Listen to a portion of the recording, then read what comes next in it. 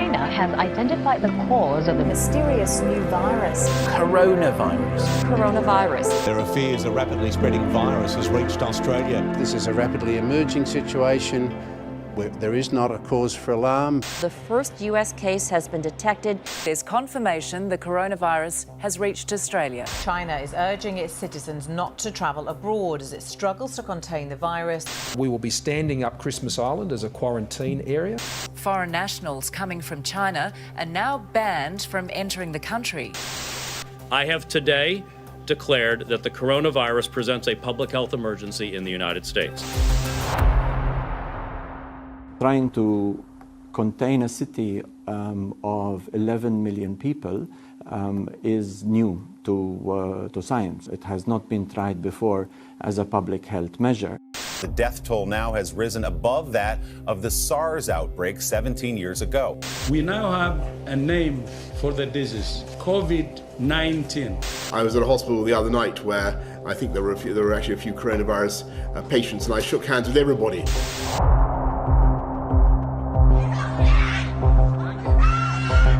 When the price of anything goes up, the consequences reach far beyond what you'd expect.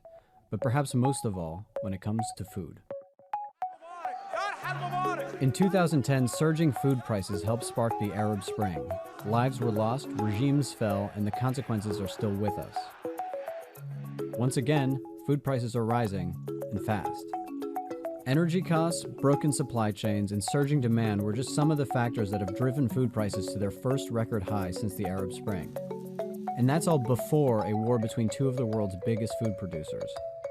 Ukraine is called the breadbasket of Europe, and taken with Russia, the two account for about a quarter of global wheat trade. They produce more than half of the world's sunflower seeds and oil, nearly 20% of the barley. Now throw in rising energy prices, and processing, transporting, even refrigerating food gets more expensive. Plus, fertilizer production is extremely energy intensive. Less fertilizer means lower crop yield, and prices rise even more. The pandemic revealed how complicated and fragile global trade systems are. Global agriculture, perhaps even more so. Unlike metals, for example, food goes bad.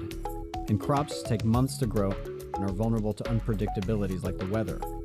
Rising food prices will be felt everywhere, but the poorest countries in the world will be hit the hardest. And as all these factors compound, the real fear is that record high will lead to record high, and ultimately to a global food crisis with vast consequence. At this point, both militaries are taking a beating. Both Ukraine and Russia seem to be losing. And now it's going to be a question of who can survive and who can lose last.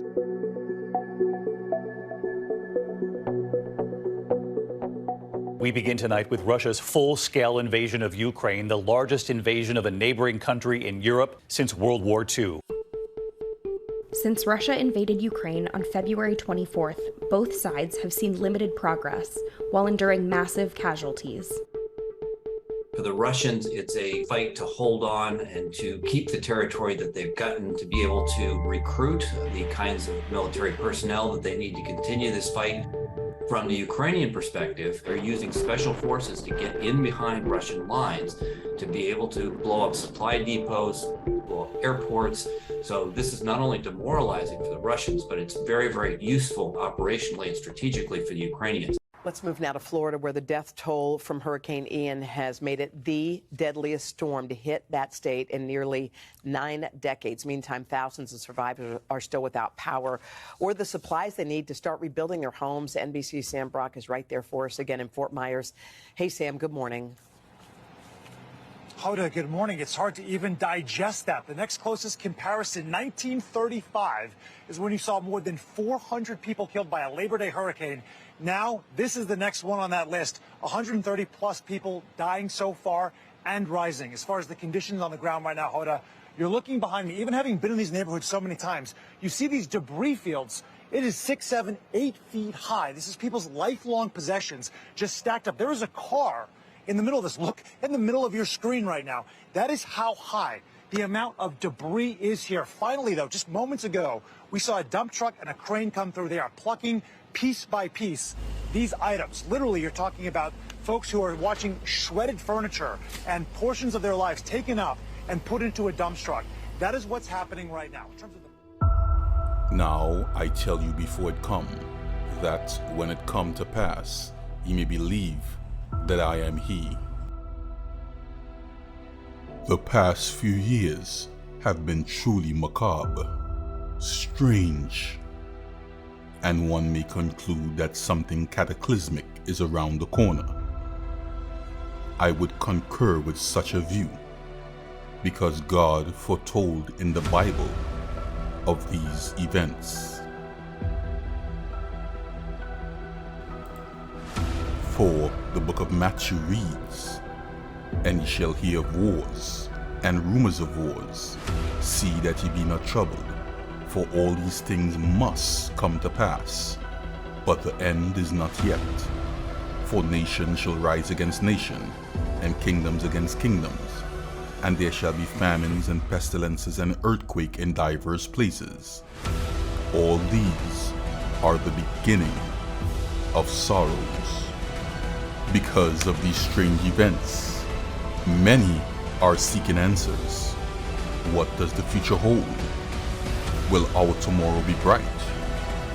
Will things go back to normal? This is what the Bible says. Immediately preceding the events spoken of in verse 6 to 8, the Bible says in verse 9, "Then shall they deliver you up to be afflicted, and shall kill you, and ye shall be hated of all nations for my name's sake." The world that we know will change, and is changing. For those who hold fast to Christian values, the Bible says that they shall be persecuted for his name's sake. If these things are true, then we should be seeing a rise in paganism as an acceptable social norm. Now to the #1 song on the Billboard Hot 100 as of today. It's called Montero, "Call Me By Your Name" by Lil Nas X. Take a listen. Call me when you want, call me when you need, call me in the morning, I'll be on the way, call me when you want. That victory to #1 has not come without controversy, as the video's satanic theme and homoerotic displays of affection have caused quite the reaction online. This month, we want to talk about it. This cartoon is coming out at the end of this month. It is called Little Demons, and it's on FX, and this is not a shocker. But there's a couple things I want to point out about this particular show that I think you might find interesting. New girl, say hi to the world.